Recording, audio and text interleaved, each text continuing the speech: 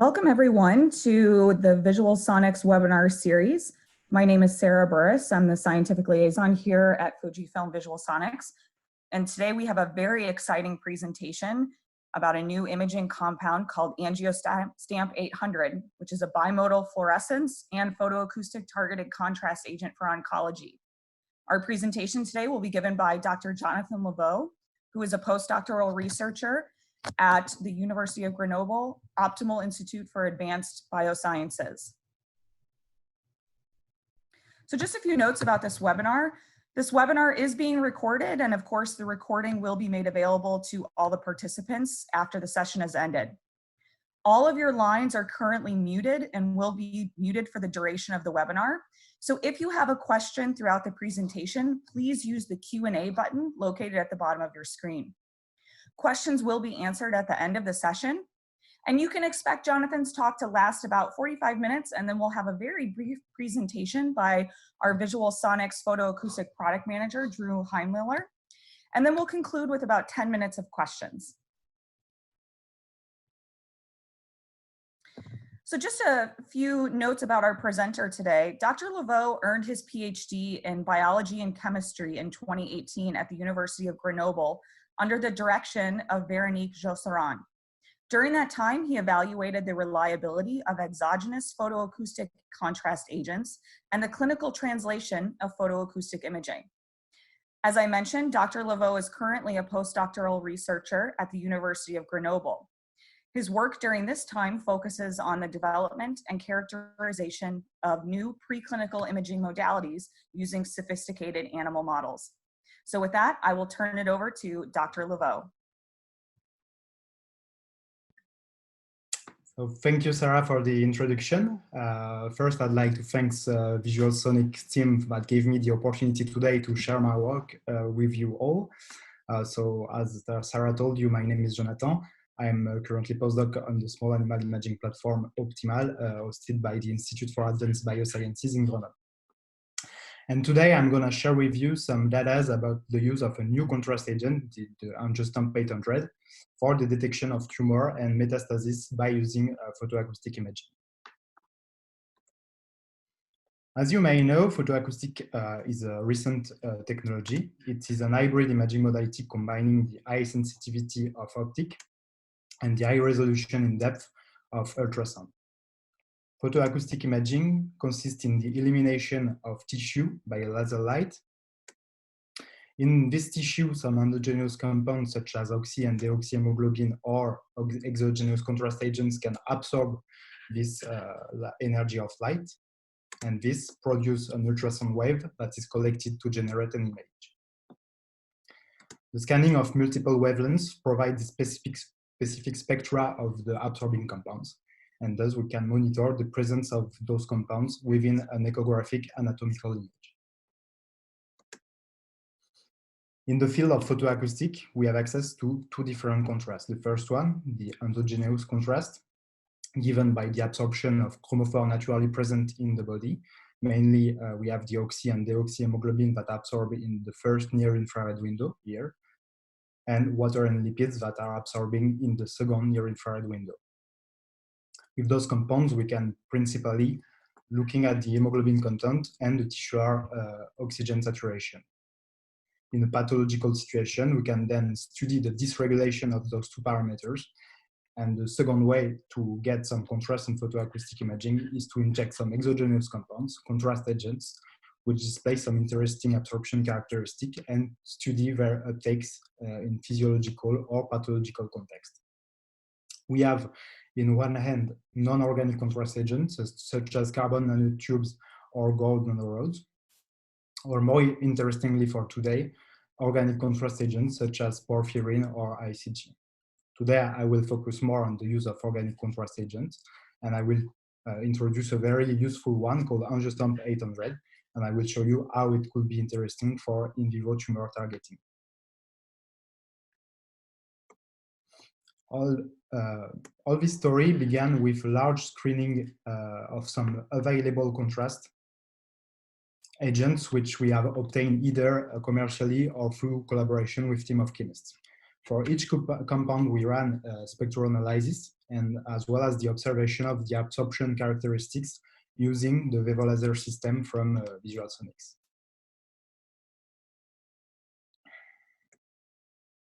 First, we look at non-organic contrast agents such as gold nanorod or carbon nanotubes. You have here. It's a pretty huge table, but we will focus on those two lines here. And what we observe is that they both display a high absorption peak under photoacoustic stimulation, as you can see here.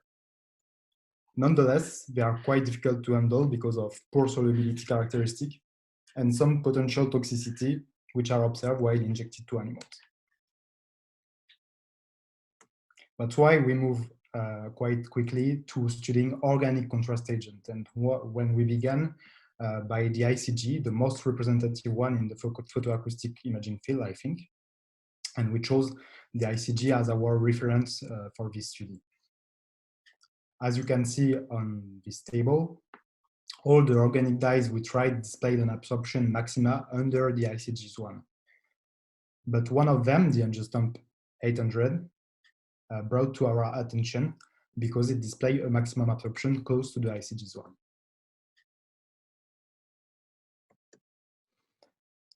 The Angiostamp800 is a well-known targeted contrast agent. It was created almost 15 years ago through a collaboration between our lab and a team of chemists at the University of Grenoble. It is composed of a decapeptide platform called RAFT, on which 4 cyclic RGD motifs and a near-infrared dye are linked. The RGD motifs provide to these compounds a strong affinity with alpha V beta 3 integrins, which are known to be overexpressed in the tumor angiogenesis process, as well as in many cancer cells. This tracer was employed in a lot of fluorescence-based studies on different animal strains and different animal models for oncology applications. As I told you earlier on the presentation, we got evidences that additionally to its huge amount of potential application in fluorescence imaging, Angiostamp display an interesting spectral absorption signature while observed under photoacoustic imaging. On the right of the screen, you can observe the spectral curve of Angiostamp compared to the hemoglobin ones. This characteristic for photoacoustic imaging open our investigation for more sophisticated in vivo applications in oncology. I now present a study published earlier this year about the use of Angiostamp for the monitoring of liver metastasis development. In this study, we showed that the Angiostamp is interesting to stage metastatic progression using multimodal imaging, that's to say micro-CT, fluorescence imaging, and photoacoustic imaging. In this study, we compared the result obtained for Angiostamp with ICG, and I will go through more details right away. This model was established by implanting colorectal adenocarcinoma cells directly into the spleen of the animals. Several weeks later, the spleen is surgically removed, resulting in liver metastasis development, as you can see on the bioluminescence follow-up right here. Then we initiate the model characterization by micro-CT imaging. Using an injection of exitron nano 6000 nanoparticles, which are naturally eliminated by the hepatic route, we can observe that the presence of metastasis seems to impair the liver function, since, as we can see on those micro-CT sections, the more hepatic space is occupied by tumor cells, the fewer Kupffer cells there are, and consequently the particles are hardly eliminated by the liver, as you can see on this on the follow-up. Then we turn to photoacoustic imaging, and first, by using endogenous contrast, we monitor the hemoglobin content and the tissue oxygenation in liver. In the case of hepatic metastasis, we can observe that quite simply, the more metastases there are in the liver, the more whole blood there is, and the lower the tissue is the tissue oxygenation. As I said in the introduction, the endogenous contrast is very useful and is providing a first round of information about the physiopathological changes associated with the cancer development. To go further and perform molecular imaging, we decide to use Angiostamp800 to detect the presence of those liver metastases. Furthermore, we chose to compare the Angiostamp800 with a well-known one, the over one, the ICG. As I told earlier in the presentation, both contrast agents display interesting photoacoustic absorption properties, but they have different biological behavior, and we will see about that right away. First, we carried out pharmacokinetic study by placing the transducer on the carotid artery of the animal. So we placed the transducer on the carotid artery. And then after recording the basal signal level in the vessel, we injected the ICG in order to see its elimination kinetic in the blood. What we can observe from this kinetic is that the more metastases there are, the longer the blood half-lives are. We also looked at the behavior of ICG directly into the liver, and what we observe both in fluorescence and imaging and photoacoustic imaging is that the ICG is no longer very well captured and eliminated by the liver when the liver presents some metastasis. On the other hand, it is clear that it is not possible to make the distinction between two stages of metastatic development when the liver is directly observed in fluorescence or photoacoustic imaging using this contrast agent, the ICG. In summary, when the liver has metastasis, it poorly eliminates ICG and it remains longer into the bloodstream. Now let's move to AngioStamp. And as you can see, both in fluorescence and photoacoustic imaging, the signal is increasing over time. It's now possible to well discriminate the different stages of development of the metastasis, of liver metastasis.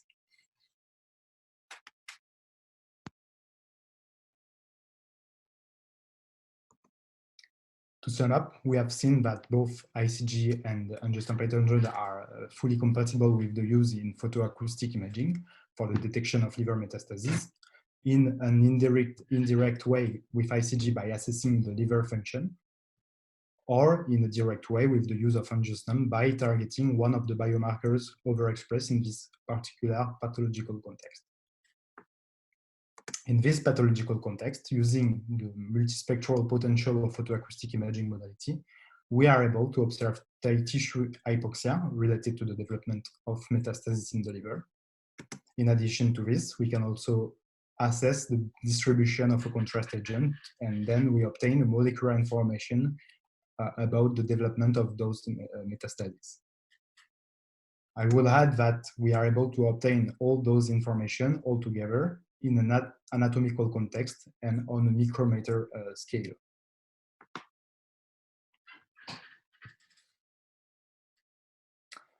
For this part of the webinar, I'd like to jump on a related topic we are working on for some time. It is the development of a whole-body photoacoustic imaging setup. And I'll show you how it can be used for in vivo contrast agent, and of course, more particularly for today, the Angiostamp800 characterization, which is underway. So first, let me show you the setup. It is composed of a 3D motor, you have here, a transparent animal holder made of glass or plexiglass here. And we have a transducer and optical fiber holder, which is right here. The aim of such module is to allow us to perform in the most effective and fast way a whole body biodistribution of contrast agents we are interested in. And for today, I will show you some data about Angiostamp800. So first, for this, the elimination pattern has to be changed. On the conventional configuration of photoacoustic imaging using the vivo laser system, both optical fibers were set up on an AP elimination pattern. For the whole body solution, one of the fiber has been moved on the opposite side of the animal to perform transillumination as well. And as you can see on this image, on the AP and transillumination pattern, the light is more homogeneously distributed within the tissues. On this way, we can have a photoacoustic signal coming from the entire animal section. With such module, we can investigate the biodistribution of exogenous contrast agent injected in mice. And here you can appreciate the biodistribution of the Angiostamp800 on an healthy mouse, with a first passage on the bloodstream right after lately on, you can observe the elimination through kidneys.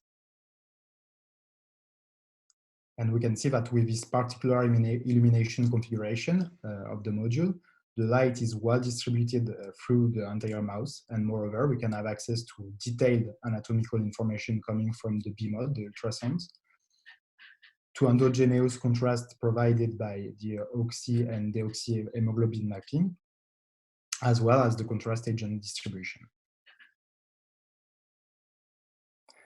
To go further, I'd like now to discuss about the integration of this whole body photoacoustic module in a multimodal approach. In vivo imaging research field, we can make the distinction between imaging that display high resolution and that provides highly detailed anatomical contrast, such as micro-CT, MRI, or of course ultrasounds, from modalities which display high sensibility and that provides molecular information, such as nuclear imaging, optical, and now photoacoustic.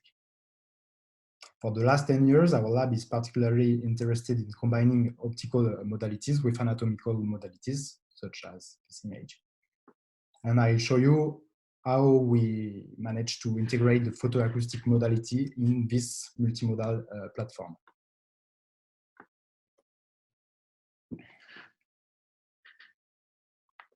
This multimodal platform is composed of 3D fluorescent imaging modality, micro-CT, and of course photoacoustic and ultrasound imaging modalities via the VisualSonics Vivo Laser X system. First, because each system remained independent, some hardware part has to be designed. The animal holder and related parts were designed in order to allow the displacement of anesthetized animal from one system to another with as little movement as possible. In a second time, a software is under development in order to merge the volume coming from the different imaging modalities and get all-in-one image. This software is made in collaboration with Yves Husson and Arnaud Fertin, who are signal and imaging processing experts in Grenoble. More concretely, here you have the anesthetized animal placed on the multimodal holder set up in the Vivo Laser X system, photoacoustic system, here in the micro-CT, and here in the 3D fluorescent system. We also designed this jelly you can see on the animal, which is a gel pad, you can observe here on the picture, which is designed to ensure the contact between the transducer and the animal in the Vivo Laser X system while running the whole body module.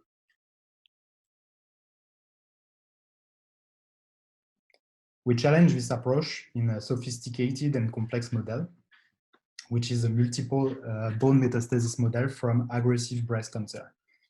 This particular cell line, which is MDA-MB231-ZNF 2017, has been engineered by one of our collaborators in the University of Lyon in the group of the Professor Pascal Cohen.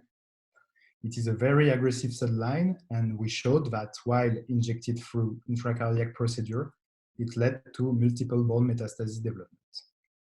Here you can observe the multiple bone metastasis formation in the different sites, such as skull, vertebrae, and in hindlimbs regions, here in bioluminescence imaging.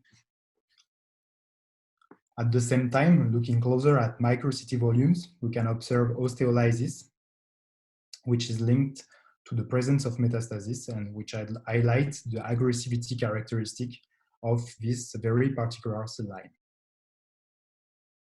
In the same way, we decide to go further with our photoacoustic multimodal approach and see what are the advantages using this modality concomitantly with the use of a molecular contrast agent, the Angiostamp800.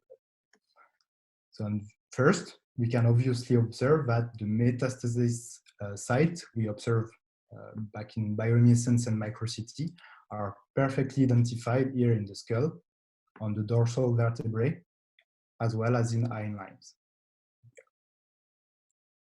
Secondly, what we can observe is the elimination pathway of the angiostamp in photoacoustic, here through the kidneys. And this model is very interesting for us because it illustrates perfectly that the multimodal approach gives us more details about the metastasis anatomical location within the body, thanks to high frequency ultrasound, which give us micrometric resolution, and with the addition of micro-CT to gain in terms of spatial location.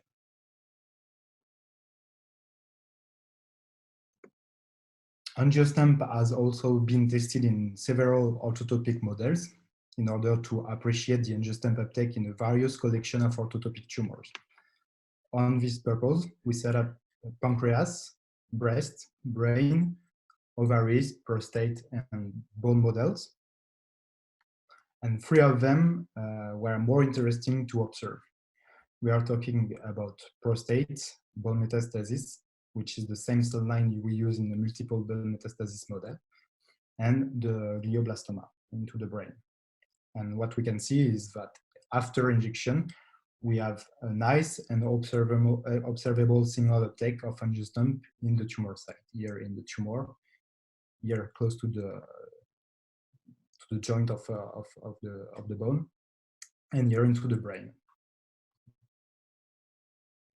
By applying our multimodal approach, you can much more appreciate here the spatial location of this photoacoustic signal in its detailed anatomical context here in the prostate, the bone, or even more obviously here into the brain. And by doing the ratio between the angiostamp signal intensity before and after injection, we can see that we reach up to 43 times signal increase while we are looking at the bone tumors compared to uninjected ones. You can also see that we have a disparity in terms of signal intensity between those different tumor models, which reveals the various alpha V beta 3 integrin expression level. But it gives us an overview of what type of model we can be interesting to look at using this contrast agent in association with modalities such as photoacoustic imaging. So to summarize a little bit all this work, we saw that the photoacoustic imaging is a non-invasive imaging technology with high resolution in deep tissues. It can provide us functional information through, for example, tissue oxygenation status, but also molecular information when we are considering to use targeted contrast agent to look at biomarker expression. So the Angiostamp800 that I presented today is an organic contrast agent, which is quite suitable when we are interested in vivo imaging. It's compatible with both fluorescence and photoacoustic imaging, and it opens the possibility to investigate tumor and metastasis development via the alpha V beta 3 integrin expression targeting. So in the technological side, we saw that the whole body module helped to have a light delivery, which is homogeneous and in depth, and which gave us the access to main organs for biodistribution studies. And related to the biodistribution assessment, we can have concomitantly the hemoglobin content and tissue oxygen saturation in the whole body, in a whole body way. And we can also do the in vivo tracking of contrast agents. Now, when we integrate this whole body module into the multimodal platform, we saw that we get a correlative 3D image, or all-in-one image, which gives us detail about anatomy, function, and molecular information. And it helps us to gain in terms of spatial location, and at the end, we gain some levels of information. So I'd like to end my presentation by opening the discussion a little bit on the potential application we can think about when we are targeting the alpha beta 3 integrin. As a matter of fact, it is well described in the literature that this particular integrin is, of course, as we saw today, involved in many pathological processes such as oncology, the tumorigenesis, but also in wound healing, in arteriosclerosis, which is a cardiovascular pathology, but also in rheumatoid arthritis or even placental development. And by these evidences, we can consider using the AngioStamp800 not only in oncology, but also in many research fields.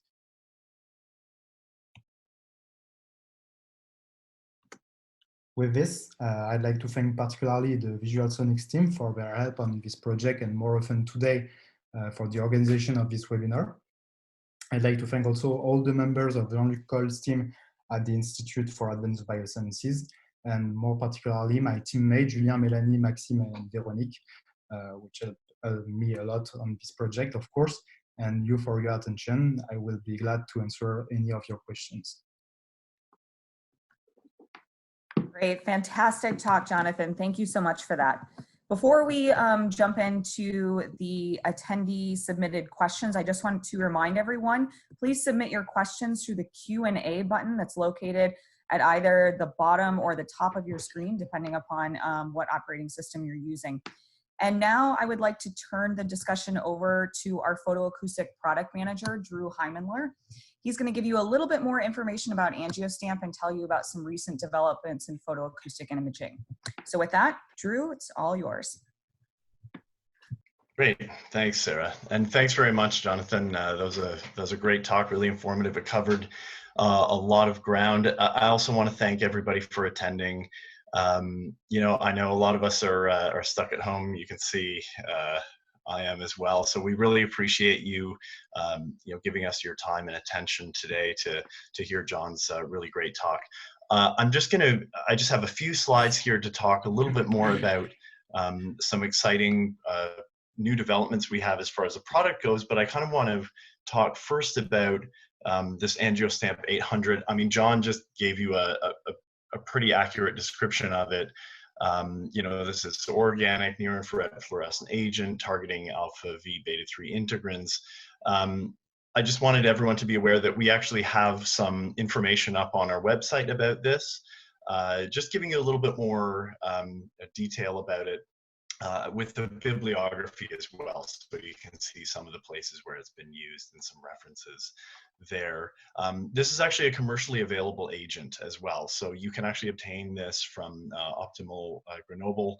I've put their contact information down here. We also have their contact information up on our website, so if you want more information about how to obtain this, how to use this in your research, I welcome you to reach out either to us or to the team at Optimal Grenoble to learn more about it. You know, John, you summarized everything quite nicely. We've tried to do similar things in the past where we talk about different imaging modalities and where ultrasound and high resolution ultrasound and photoacoustics fits in. So, you know, with optical imaging, everyone knows it's very sensitive, but you have a very superficial view. It's very difficult to do accurate quantification. And with high frequency ultrasound and photoacoustics, now all of a sudden you have depth and resolution at depth as well. So you can go, you know, everything from, you know, you start with your whole body optical image, you identify targets, and then you can really zoom in on those targets and really start to do quantification and other things as well, such as, you know, in the cancer world, you want to know the size of the tumor. You can do morphology, anatomy, sizing, as well as things like measuring hypoxia and blood flow and perfusion. And I want to expand on that a little bit. As far as our offerings go, our Vivo Laser X system in the oncology space, where we can start with things like image-guided injection using high frequency ultrasound, you know, screening, high throughput screening to detect very, very small lesions, and then going down the sort of longitudinal workflow into disease monitoring and treatment monitoring, where now we start to look at, as I mentioned, volumetrics. We're looking at hypoxia, vascularity, perfusion. We provide tools for measuring all of these things. And then John really talked and hit upon a lot of the sort of molecular aspects of things. Including, I like that slide at the end there with the kidneys, because you're looking now at biodistribution of contrast agents and drugs as well in that workflow. As I mentioned, with ultrasound and photoacoustics, there's no ionizing radiation. We get very, very good resolution at depth. So it allows you to do this in a longitudinal way where you can monitor the progression of the disease or the treatment over time. And as well, John pointed out, there's many, many other organ systems and applications where high resolution ultrasound and photoacoustics fits in, including, and I like those neuro images that you were showing, John, but also being able to do cardiovascular measurements, being able to measure cardiotoxicity of different drugs and that kinds of things, and even different kinds of animal models. Now, John mentioned the whole body setup, and I'm going to show some slightly different pictures. We've done a little bit of work recently on a prototype. So this is a prototype I'm showing you here of a whole body imaging setup where essentially we've got a water bath, which we're using. It's I hope you can see my cursor. It's in this top part here, which hinges down over top of the animal. And then the transducer is put into that water bath, and there's one half of the light delivery, which is delivered from above the animal. The other half is coming from below the animal. So we get a much more uniform light distribution there. So again, this is a prototype, but if you're interested in taking a look at this, evaluating this, please do get in touch with us. We do have some tools that we've built into the system already to accommodate for this, one of which is an extended 3D motor, so that we can now scan basically a longer section of the animal. But we've also integrated in the software larger step sizes, so you can do a full length acquisition. If you don't need a slice every 50 microns, you can do a slice, let's say even every 2 millimeters, if you're doing a faster acquisition over a longer span. And I just wanted to show you some of these images, really, really exciting images. These were all used or acquired using that whole body setup, where you can see again the signal from this is actually using the AngioStamp. You can see the signal in the kidneys. You can see all sorts of beautiful anatomical detail here. To be able to do things, like biodistribution, like looking at various sites in one scan. Finally, I want to finish off with just talking about, for those existing customers, we have a new version of the software, both the Vivo Laser X 3100 system software, as well as our workstation Vivo Lab software. And just a few new things in this software. First of all, there's a new photoacoustic feature, which is this live unmix acquisition feature. It was actually a beta feature for a while, and we just made it available on the system with the Vivo multiplexer mode, where you can actually visualize live an unmixed component. So the example that I'm showing here is actually a type of ICG that's being injected into the hind limb. It's actually being pumped through the lymphatics into the popliteal lymph node. And this is obviously a recording, but you can actually do this live. So you turn on the system and say, you tell it the component that you're looking for, I want to look for ICG, and it'll show you an unmixed image of just ICG live. So that's one feature. Another feature we added for doing cardiovascular measurements is PA-EKV. We can't actually control the rep rate of the laser, which is what we use to generate the photoacoustic signal. So we're limited there, but what we can do is collect over a longer period of time and rearrange the frames to sort of have this composite image of one whole cardiac cycle with very high resolution. And that's what you're seeing here. So now we can see, the full beating of the mouse heart with oxygen saturation here visualized.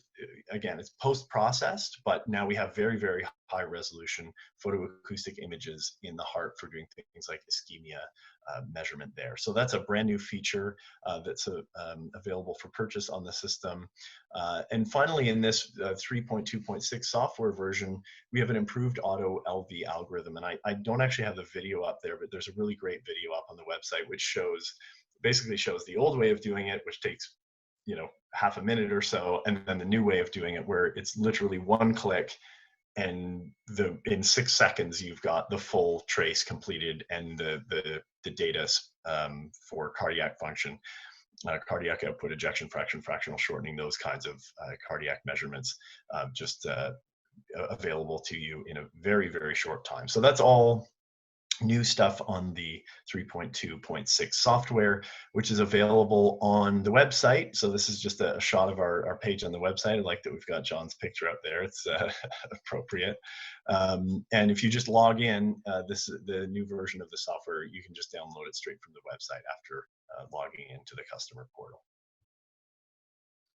Thanks. I'll hand it back over to you, Sarah. Thanks very much. And thanks again for attending, everybody.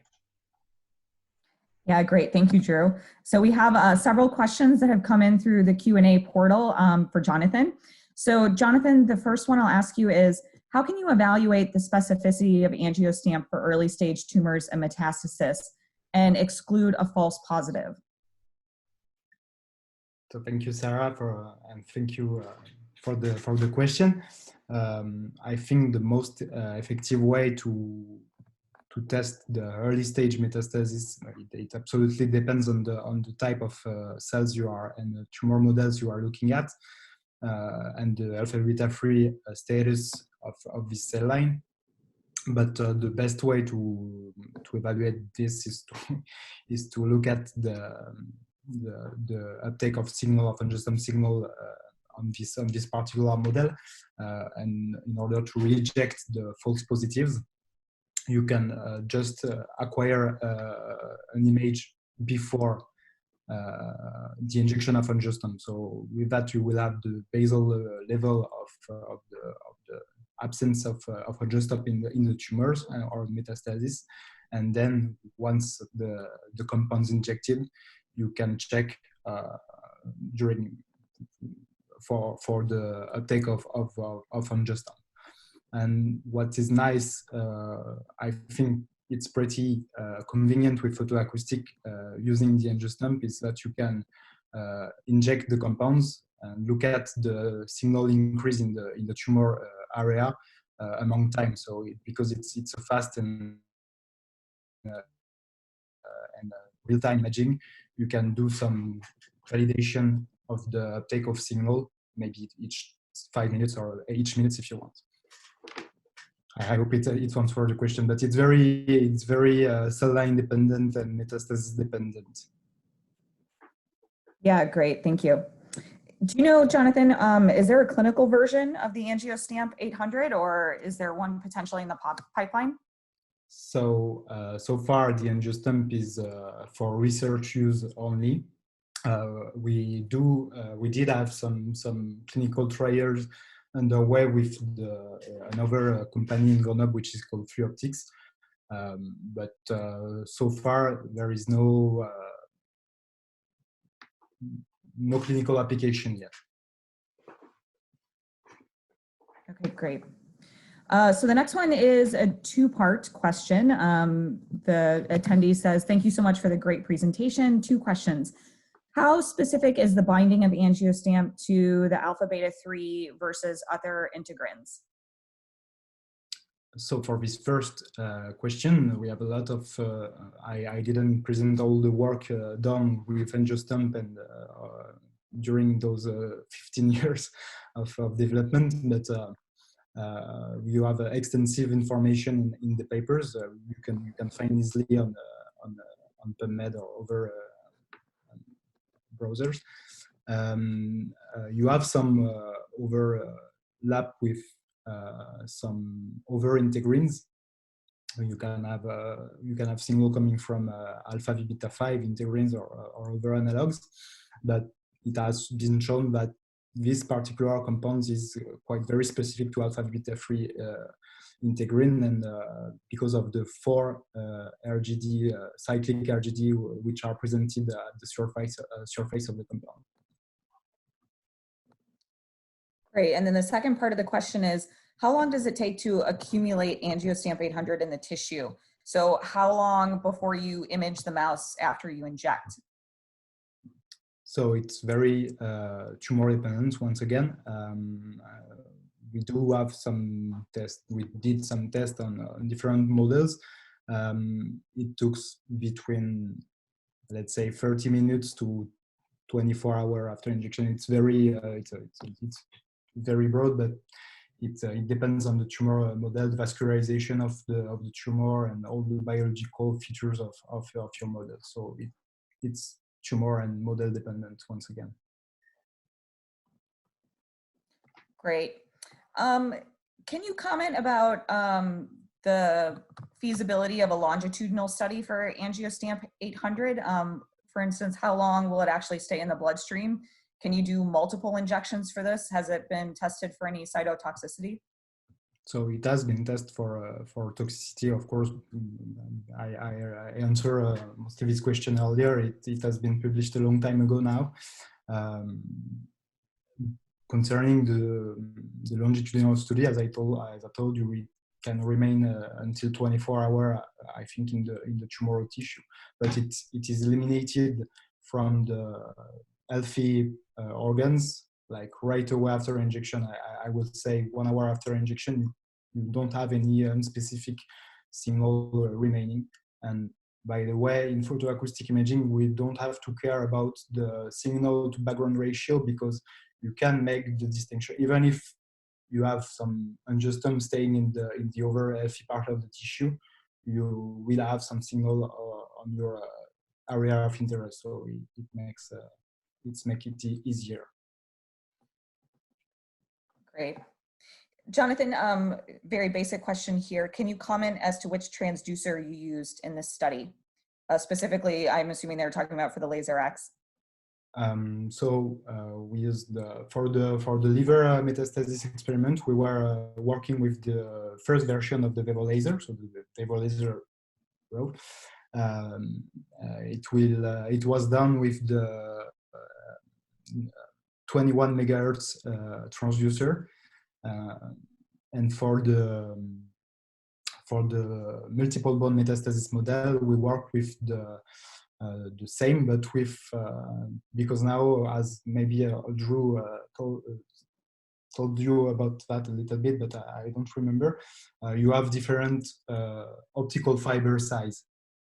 So for this, we use the narrow one, which is the smaller optical fibers, and which deliver the most light on the tiny surface of tissue, which makes sense when we are looking at this little part of bone. Great. Can you comment as to what is the delivering or dispersing media for the contrast agent? It's PBS, or you can disperse it in saline, or it's totally safe. But Great. we are using PBS, but the conditioning of AngioStamp is a ready-to-use solution, so you don't have to care about the dispersing media at all. Great. So we kind of have a follow-up question as to the different models that you suggested AngioStamp could be used in the future, specifically to development and the placenta. I don't know if you've done much of this work, but can you comment on that? We did have a paper published on this on developmental studies, but it was a fluorescence-based assay, and we show that under some pathological condition, you can track the reduction of blood available into the placenta of mouse using this AngioStamp. It was another form of AngioStamp, but it was basically the same. We don't have any extended studies on development, because my lab is focused on cancer and metastasis development, but we have some evidences in our experience and in the literature that it is possible to follow up the developmental aspects. Great. So more praise coming in off the Q&A for Jonathan. Very nice presentation. I wanted to ask whether there is any development or availability of infrared absorbing drugs that work like the same way as the photoacoustic contrast reagents. It's a good question. I'm not sure of the answer. I heard about some cetuximab, which is targeting drugs against the VEGFR, if I didn't answer wrong, which is coupled with dye, but I don't remember which one exactly. But you can have this kind of a drug, targeted drug, and infrared dyes linked on available, I think. Great. So you've already commented about kind of the non-specific binding, but specifically there's a question about unspecific binding to non-neoplastic vessels. Have you experienced any of that? No, absolutely not. I think if I'm correct, the non-neoplastic vessels are not expressing alpha beta 3 at all. At least the expression of alpha beta 3 is not as much as the one of neoformed vessels in tumoral condition or in other pathological and physiological processes which involve the alpha beta 3 expression. Great. Another question just came in. Is there any ability to look at metastasis in the lungs with Angiostamp800? We do have some studies on lung models, but the problem will not remain in the use of Angiostamp800. It will remain, I think, in the use of photoacoustic imaging this time. It's one of the limitations, the main limitation of photoacoustic imaging is when you want to look at an organ full of air, like lung, or full of some opaque structures like bones, and it's very difficult to get some signal. But back in the past, Florian Raes from Orléans group in France published a way to do some lung imaging, which is a quite nice experiment, and you can find or I can send you the reference to this. But it's definitely, yeah, we can look at the lung metastasis or lung primary tumor using this AngioStamp. Yeah, great. And just as a small follow-up to that question that was submitted, the next webinar that we're presenting is actually a lung-based imaging webinar. So stay tuned to VisualSonics related to that. It's not necessarily photoacoustics, but just lung ultrasound in general. And as Jonathan mentioned, there are some papers published using photoacoustics with the laser X in the lung. So we'd be happy to send those over to you as well. So Jonathan, how far apart did you image the animal on the micro CT and then the photoacoustic ultrasound? Did the contrast agent for the micro CT interfere with the Angiostamp800? So I think you refer to the liver metastasis experiment for this question. It was 2 separate batches of animals. So we use one first for the micro CT characterization, and then we use the other one, which are a similar group, to study the angiostamp or ICG uptake and elimination. So it was not the same batch of animal at all. Great. And then just one last, oh yeah. Just to add like a few words on my answer. You can do it in line. I don't think you will have some interference with the micro CT contrast agent and the angiostamp or the ICG. I think you will have some different pathological and physiological process that are involved. So you can do it in line. It's not a big deal, I think. Okay, great. Thank you. And just one final question for you, Jonathan, submitted by the attendees. For whole body imaging, did you do anything to test the laser energy at the surface and to test the beam size after you went to that transillumination? No, we did not do this kind of test, but we know that the photoacoustic light delivery energy is way under the safety limits. It's like 60 or 65 millijoule per square centimeter. If I don't answer wrong, maybe Drew can answer this a little bit more because he is the expert on this kind of question. But no, we did not do the test because we assume this is safe and the energy of light is strong enough to provide the elimination of tissues. Great. And then actually we had one more question come in. Can you ask what else can be conjugated to the Angiostamp800 for other molecular targets? Nothing basically. No, because the dye itself, it's the secret of this contrast agent. It's already prepared, and the angiostamp is linked with the particular dye. So you will have a free radical on the molecular structure, but I'm not the expert on chemistry on this work, so I cannot answer the question right away. Sure. So just as a follow-up to that, are there any other agents being developed? Yeah, we are working on